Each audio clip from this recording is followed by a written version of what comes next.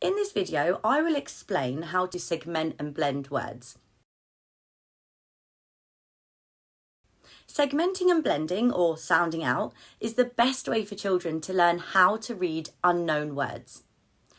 To add a visual element to this skill and to fortify it even further is to use sound buttons or dots and dashes. I've even heard people say sausages and beans. To make it even more multisensory, you can add a physical element as well by putting up a finger for each sound that you can hear. So when sounding out words with adjacent consonants, it is really important that children sound out each consonant separately and not group the sounds together. For example, STR in string should be sounded out as st-er, not stir. Children must also not use onset and rhyme such as d-og, but rather d-og. Now, one of the most important things to remember is not to add something called a schwa onto the end of a consonant.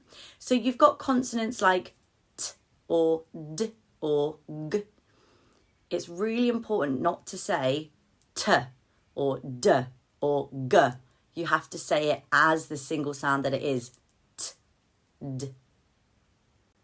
Now, when it comes to tricky words and common exception words, obviously these words can't usually be sounded out, so you cannot use sound buttons to decode these words. However, it is worth remembering to look at the GPCs in the words, as they can give clues as to what the word is.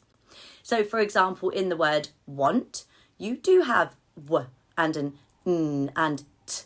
So these sounds could help the child to guess what this word could be. And when you're teaching this word, you would discuss how the W, the N and the T are still saying their usual sounds. It's just the letter A that's changing to a different sound, therefore making the word a tricky word. Now I will take you through a variety of words and explain how you would sound each one out. So let's start off by looking at a typical phase 2 word, cat. It's made up of 3 phonemes and 3 single graphemes, all of which should be sounded out separately, like this. K, a, t, cat. Now this is another phase 2 word, but this time we have a digraph at the end with the 2 L's. So the D and the O are single graphemes, single sounds, so they're represented with a dot, but this double L at the end makes one sound. We don't say ul, we just say ul. So therefore it's represented with a dash to symbolise the 2 sounds coming together. So this would be sounded out as d-o-ul, doll. Now here we've got the word rain. This is a phase 3 word because of the letters A and I coming together to make the single sound A. So they're represented with a dash. And we would say it like this. R-A-N, rain. Now here we've got a phase 4 word. The reason why this is phase 4 is because you've got 2 consonants at the end that are together, the N and the T. They're all single letter graphemes, so there's no dashes here, because the consonants N and T must be sounded out separately, because nt isn't one sound. N and t are the single purest sounds that you have there in that word. So you would sound out tent like this. Tent. Now here we've got another phase 4 word, but this time there are 3 consonants next to each other, the S, the C and the R.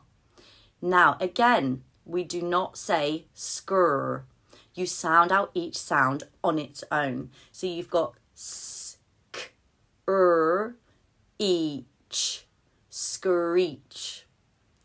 Now here's a word with a silent E, and we quite often see silent E's at the end of lots and lots of words in the English language. The way that you would represent this is with a dot and a dot underneath the G and the I.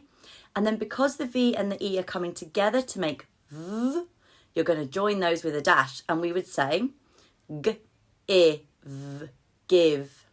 Now, my favourite, we've got a split digraph. So let me explain exactly what that means.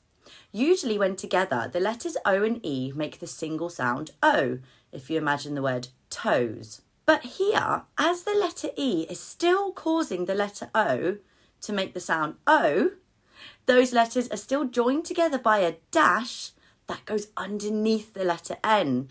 Now, I do have a demo of how to teach this in the Planning for Split Digraphs in Phase 5. It's a really fun story just to get the children a bit understanding the background of this sound and how it's made.